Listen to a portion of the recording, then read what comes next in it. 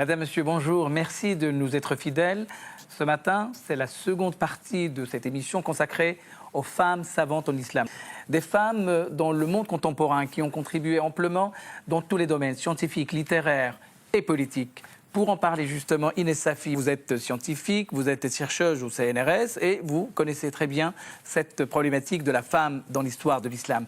Hamd Jambar, bonjour, vous êtes professeur émérite à l'Université de Lille, vous êtes spécialiste des sciences arabes et islamiques. Alors, avant de revenir vers vous, regardez le document que Mohamed Chenaf nous a préparé. Regardez.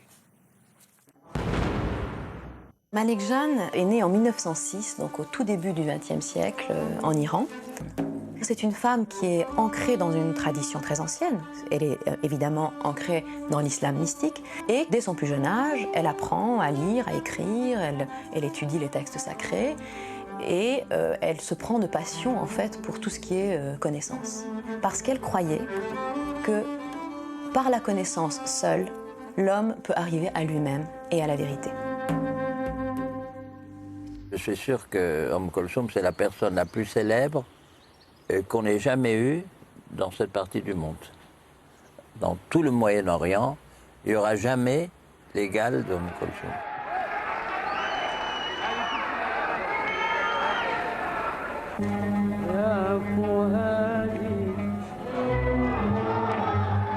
Ô mon cœur. Enfant, Kalthoum psalmodiait le Coran dans les mosquées déguisées en garçon par son père, un imam.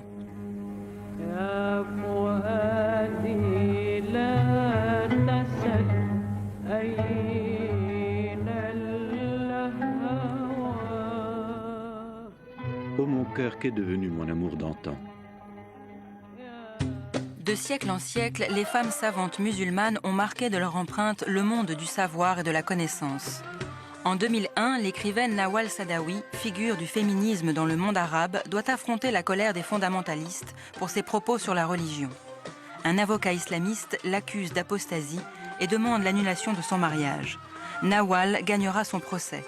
Depuis plus de 30 ans, elle et son mari ont fait de leur vie un combat pour la liberté. Le Maroc compte aussi des lieux de parole et de savoir au féminin. Asma Lamrabet est médecin biologiste de profession. Elle est aussi directrice du Centre d'études et de recherche sur la question des femmes dans l'islam. Elle y anime la réflexion sur les différentes lectures et sur l'application de la Moudawana, le code du statut personnel au Maroc. Le travail qu'on fait, c'est qu'on est en train de faire un travail, si vous voulez, de déblayage. Tout ce qui a rapport avec la thématique des femmes en islam, nous sommes en train de revoir, de revisiter notre patrimoine. Alors, nous allons évidemment continuer à évoquer ces figures fortes qu'on a vues d'ailleurs dans le document de Mohamed Chenaf. Est-ce que les théologiens ont réagi d'abord à l'émergence de la femme dans le monde musulman à travers des contributions scientifiques? Une société patriarcale n'a rien dit sur ces femmes? Ahmed Djebar. Je voudrais juste donner un élément beaucoup plus sociétal, qui est une réponse indirecte. Ce n'est pas nécessaire d'avoir les témoignages écrits de tel ou tel théologien. De toute façon, ça restera un témoignage individuel et qui ne peut pas exprimer la photographie de la société. Quelle est cette photographie? Nous l'avons un peu quand même grâce aux ouvrages biobibliographiques. Les téléspectateurs ne savent pas que les musulmans anciens, les arabes anciens, les citoyens de cette civilisation, eh bien avant le XIVe siècle, ils ont écrit des ouvrages exclusivement réservés aux femmes érudites. C'est-à-dire pour les référencer, pour parler de leur vie, pour dire ce qu'elles ont écrit, ce qu'elles ont enseigné, qui étaient leurs élèves. Eh bien, j'ai recensé une quinzaine d'ouvrages écrits uniquement sur les femmes dans la civilisation de l'islam. Une moitié pour l'Orient et une moitié pour l'Occident musulman, l'Andalous en particulier, avec des références très précises, et une grande partie de ces livres nous sont parvenus. Alors, qu'est-ce qu'on constate? On constate qu'il y a eu, depuis Aïcha...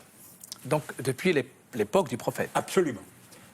Jusqu'au XIIIe siècle, parce que les choses vont basculer après, pour des raisons sociétales, etc., etc. Des milliers de femmes enregistrées comme femmes érudites, femmes d'activité économique, femmes politiques, femmes mécènes, femmes poétesses, femmes calligraphes, femmes médecins, etc., etc. Des milliers. Un seul exemple, nous sommes au XVe siècle, nous sommes au Caire. Sahawi, qui est un grand biobibliographe, qui écrit un livre en plusieurs volumes, il consacre un volume complet pour décrire 1000 femmes qui étaient actives au Caire, dont 400 étaient des femmes érudites. Je pense que c'est une réponse, même partielle, qui peut satisfaire le téléspectateur. Alors, nous allons évidemment continuer à évoquer ces figures. Et à tout seigneur, tout honneur, cette femme, l'astre de l'Orient, dont on a regardé, écouté quelques mélopées, Kaltoum, c'est une artiste, mais c'était beaucoup plus que cela. Son impact sur l'imaginaire musulman est très fort. Inès Safi. Alors, pour moi, elle prolonge en fait la tradition, l'importance du chant dans la tradition islamique. Et il faut rappeler quand même à quel point le chant était en soi un art sacré qui était capable de tourner les cœurs. Il y avait même, d'ailleurs, Chimel aussi cite le cas d'un sultan qui était complètement bouleversé par le chant d'une femme, qui était un chant sacré par ailleurs, et qui l'a amené vraiment sur le droit chemin, entre guillemets. Et rappelons qu'Kaltoum a commencé d'abord par réciter le Coran et chanter des chants religieux. Tout à fait. Et justement, je pourrais peut-être aussi en profiter pour regretter que cette place de la femme comme chanteuse, aussi dans le cadre spirituel, soit complètement refoulée maintenant par certaines mouvances intégristes qui considèrent déjà que même le chant est problématique, mais alors que ce soit la voix de la femme qu'on écoute, ça soit encore plus problématique. Alors, et donc je pense que oui, c'est un appel aussi à restaurer ça. Je trouve ça dommage vraiment qu'on se prive de cette dimension actuellement. Ahmed Djebar, l'intrusion d'une femme dans un domaine reconnu jusqu'à présent masculin, à savoir la musique et le chant, est une révolution en soi. D'abord, pour moi, Kaltoum, c'est mon enfance. Et donc, c'est une enfance radieuse, même si elle était très pauvre. Pourquoi radieuse? Parce qu'il y avait cette lumière qui venait d'Orient et qui venait de la voix d'une femme. Et je le dis avec beaucoup d'émotion. Et je devais aller l'écouter en cachette dans les cafés morts, là où le café coûtait 2 centimes. Et je n'avais pas d'argent pour payer le café. Donc, j'écrivais des lettres pour les ouvriers agricoles qui me payaient un café, mais ce n'était pas pour aider les ouvriers agricoles, que Dieu me soit miséricordieux, mais c'est pour continuer à écouter Kaltoum, au moins 2 fois par semaine. Pourquoi? Parce que Kaltoum est la fille d'un imam. Moi, je suis le fils d'un imam, le petit-fils d'un mufti. Eh bien, Kaltoum, je savais d'où elle venait.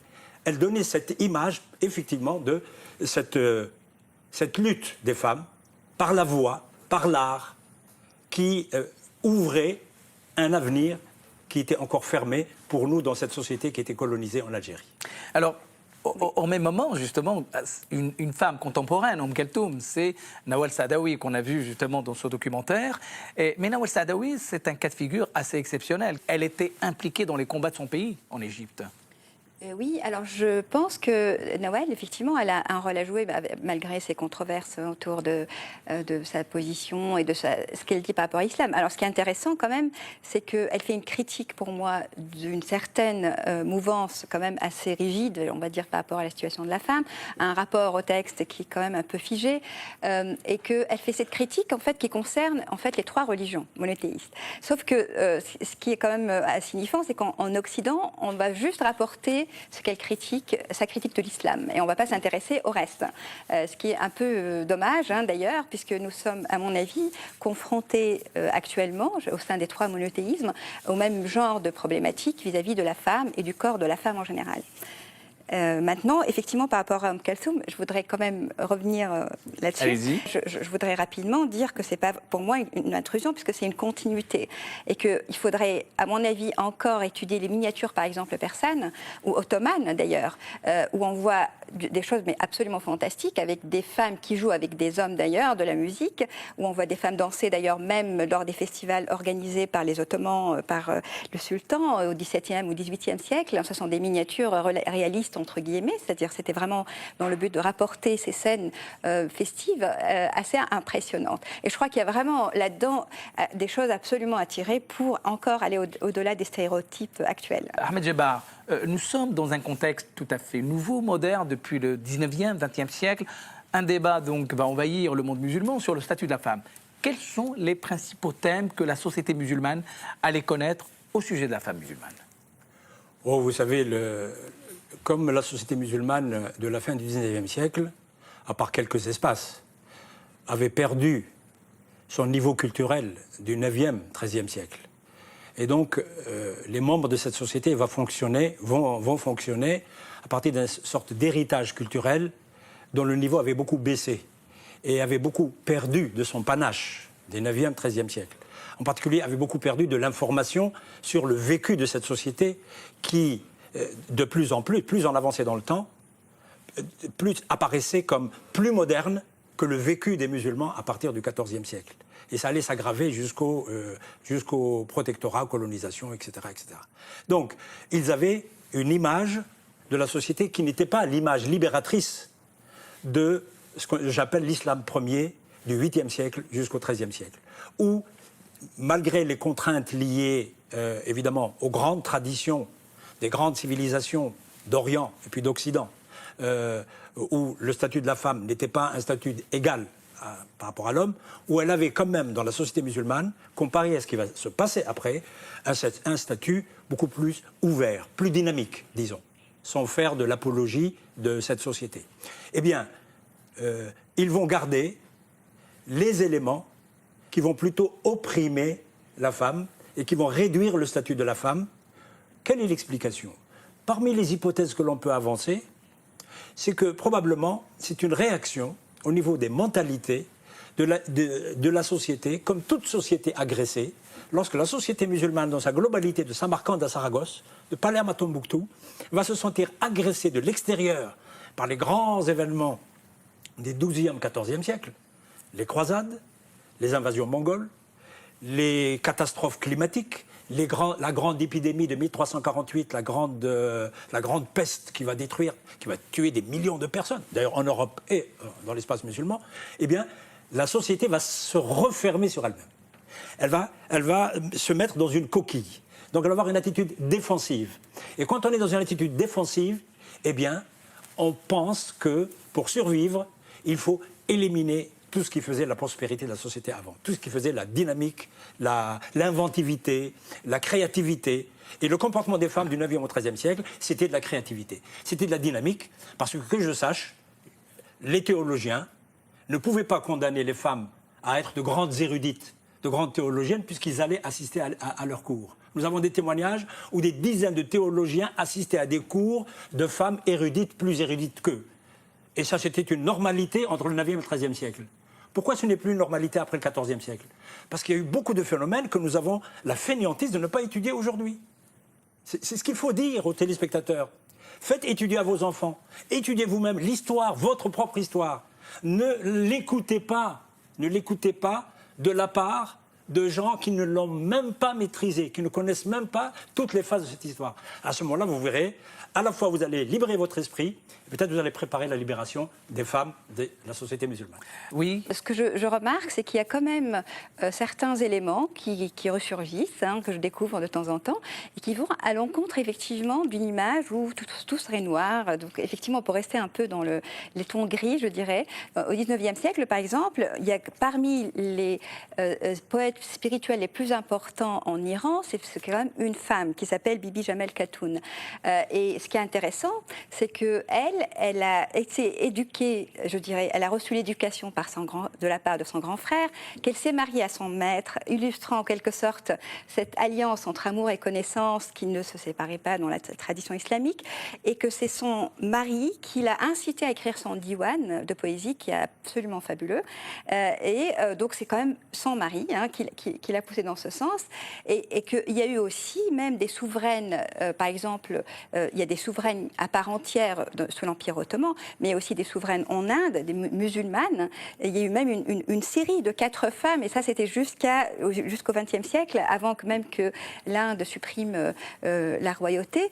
Donc je crois que ce qui s'est passé aussi, par exemple, au XIXe siècle, c'est qu'il y a eu un engouement dont je ne connais pas la cause pour la calligraphie, qu'il y a eu beaucoup de calligraphes femmes, ça veut dire qu'elles étaient aussi instruites. Et j'aimerais quand même rappeler que le taux d'alphabétisation en Algérie, par exemple, au XIXe siècle, était nettement supérieur à ce qu'il est devenu après sous la colonisation. Et il y a eu même des femmes qui ont accompagné l'émir, qui étaient parfaitement l'émir Abdelkader. L'émir Abdelkader, voilà, qui était complètement lettré. Oui. Justement, on va continuer à dérouler cette très belle aventure des femmes dans le domaine de l'islam, après le savoir, l'érudition. Voici venir le temps des femmes intellectuelles en cette période du XXe siècle. Des femmes qui vont faire une intrusion, cette fois-ci, dans le champ de la citoyenneté, précisément pour réclamer plus d'égalité. Voici quelques exemples de ces femmes qui sont devenues des emblèmes pour leur société. Regardez.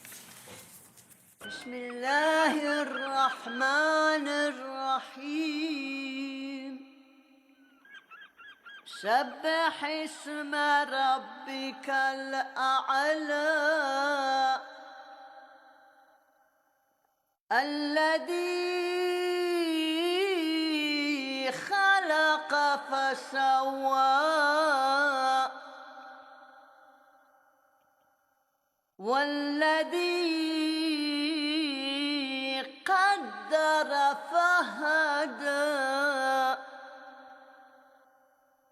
والذي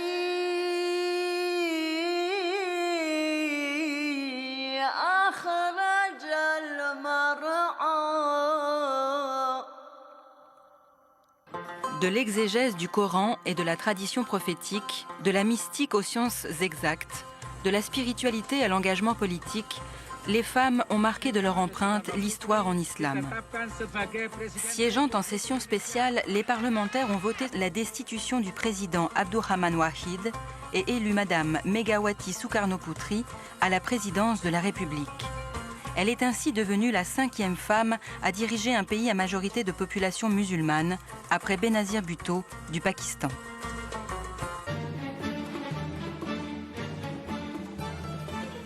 Dans l'époque moderne, Fatima Mernissi est l'une des pionnières de l'exégèse au féminin en terre d'islam. Elle n'a jamais cessé d'inciter à sortir du discours traditionnaliste et d'élaborer une réforme de l'intérieur même de l'islam. Outre ses nombreux ouvrages traduits dans le monde entier, Fatima Mernissi anime des ateliers de réflexion et d'écriture et croit en l'avènement d'une révolution numérique qui serait menée par les nouvelles générations de femmes.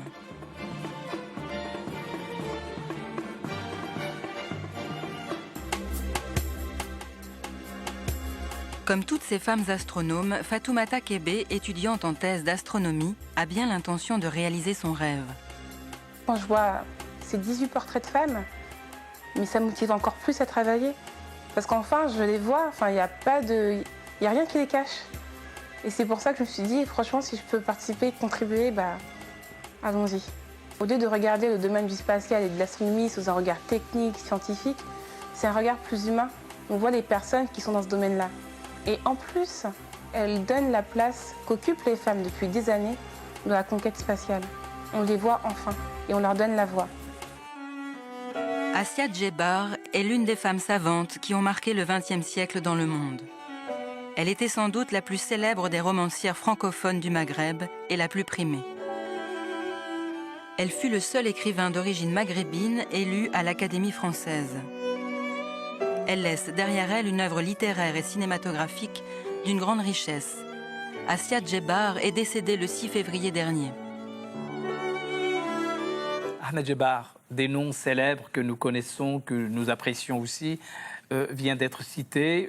C'est véritablement l'intrusion de la femme dans la chose politique. Et elles le font avec beaucoup de réussite, notamment lorsqu'on voit des femmes musulmanes devenir présidentes de la République. C'est nouveau, c'est le XXe siècle.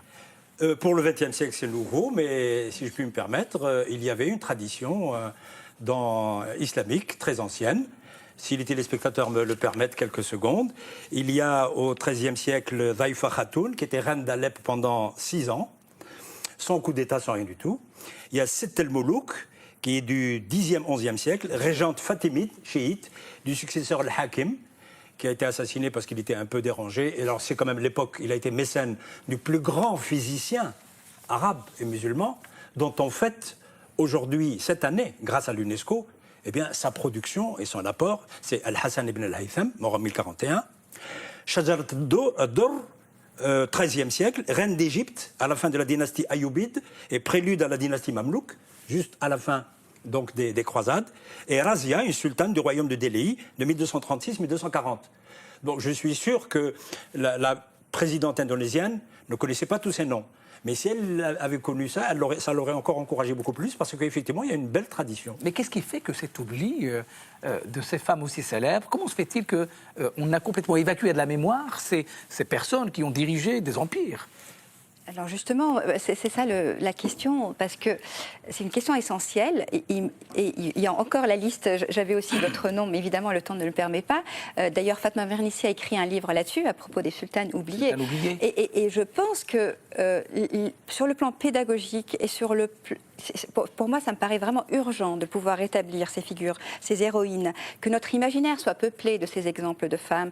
Parce qu'on parle, par exemple, d'héroïnes. Évidemment, quelqu'un comme Jeanne d'Arc, c'est une légende, mais c'est quasiment mondialisé. Alors que nous avons des figures féminines, des femmes qui ont vraiment été qui ont de très belles histoires. La fille de Momtez, par exemple, qui était à la fois une princesse et une sainte. Pourquoi est-ce qu'on ne les retrouve pas ? Même moi, lors de mon éducation en Tunisie, jamais je n'ai été confrontée à ces histoires. Il a fallu vraiment un peu fouiller par moi-même et j'en découvre tous les jours. Et donc je pense que nous avons besoin de ces figures comme référence à la génération actuelle, et de femmes et aussi d'hommes. Et c'est ce que fait aussi cette émission, évidemment partiellement, puisque la liste est très longue et on aimerait même qu'il y ait une émission pour chacune d'elles. Donc c'est effectivement aussi une image, je pense que les conquérants aussi, avec la colonisation et l'impérialisme et la supériorité économique, fait que l'histoire est réécrite aussi par les conquérants, par les vainqueurs. Et que quelque part, on ne s'intéresse pas nécessairement à ces figures parce qu'on s'intéresse plus à ce qui va renforcer nos clichés sur l'islam qu'à ce qui va à l'encontre de ces clichés, malheureusement. Alors, tout au long de ces deux émissions, nous avons parlé surtout des femmes dites savantes, des femmes qui ont produit du savoir. Mais est-ce qu'on n'a pas oublié finalement l'extrême majorité des femmes de tous les jours qui, à défaut de produire du savoir, ils ont produit du savoir-faire, Ahmed Djebar ? Vous avez tout à fait raison.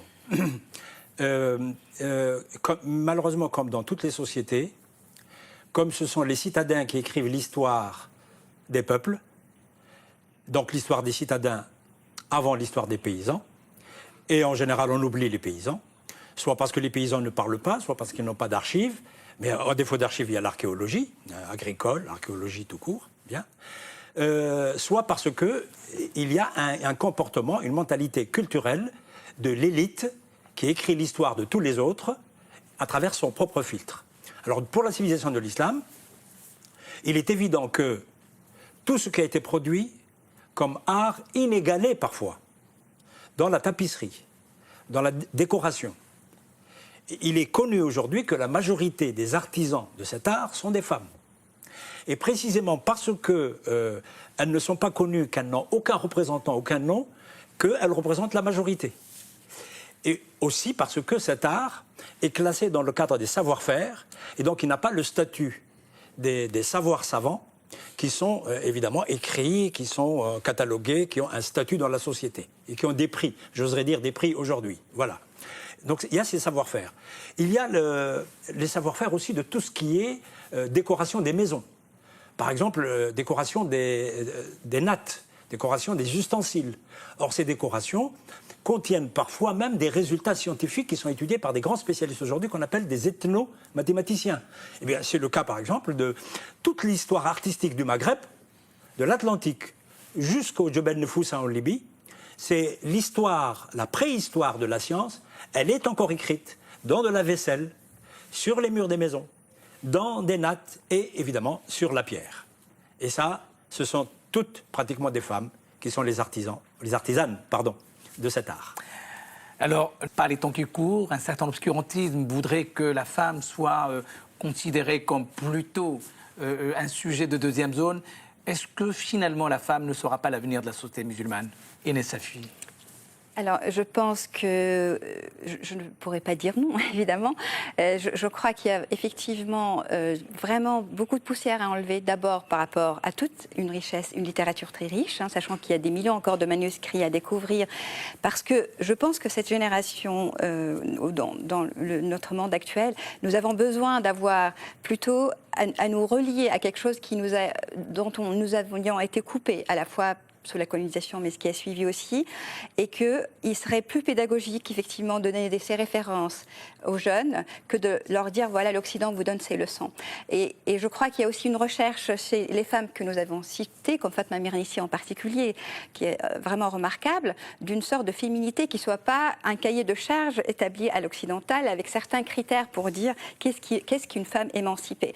Je crois que nous avons à chercher effectivement dans notre tradition, mais évidemment avec un regard sur l'avenir, avec une créativité, parce que je crois que Dieu lui-même est un créateur incessant, et nous ne pouvons pas nous figer sur effectivement des textes anciens. Il y a vraiment aussi, en même temps que je dirais répandre ces fleurs, il y a aussi à éviter que les mauvaises herbes prolifèrent, comme plusieurs paroles prophétiques, etc., qui sont vraiment auxquelles on s'attache, et qui a vraiment une restructuration aussi intellectuelle à faire là-dessus. Mais le sujet est très vaste. Ahmed Djebar, sur justement le contexte de la femme musulmane aujourd'hui et les défis qui attendent précisément ces sociétés. Il y a d'abord beaucoup d'éléments, quand même, qui, lorsqu'ils sont rapprochés, donnent de l'espoir.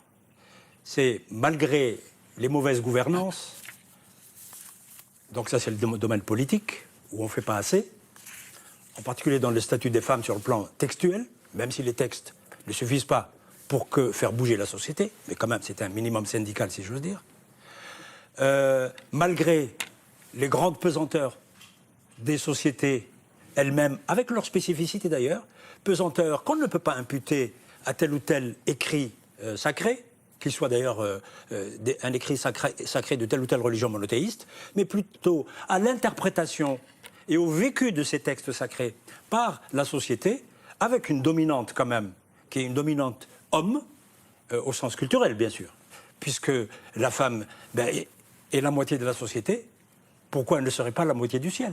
Tout simplement. Je dirais, si je peux me permettre, Ibn Arabi, le grand andalou, disait qu'un lieu qui n'est pas féminisé, il ne peut pas avoir de salut. Donc je dirais, al-makan alladhi la yu'annath la yu'awwalu alayh. Donc je vous inviterai aussi à avoir plus de présence féminine dans ce studio. C'est aussi une étape. On en a fait la démonstration ce matin avec vous, évidemment. Merci infiniment de nous avoir éclairés. C'était pour nous une façon, je dirais, extrêmement confirmée de rendre hommage aux millions de femmes musulmanes, lettrées ou pas, qui contribuent tous les jours à l'essor, à l'élaboration d'une société musulmane civilisée. Merci infiniment. Alors, un certain nombre d'ouvrages nous ont aidés à préparer cette émission. Anne-Marie Chimel, L'islam au féminin, la femme dans la spiritualité musulmane, aux éditions Albin Michel, c'est un classique aujourd'hui que nous recommandons. Une thèse d'État soutenue en 1913 à l'Université de Paris 1 Sorbonne sous l'égide du professeur Lévi Brûle, Mansour Fahmi, un intellectuel égyptien, la condition de la femme en islam. Il est un précurseur justement de la discussion du statut de la femme aux éditions Aléa. Assia Djebar, écrivain, membre de l'Académie française qui vient de nous quitter.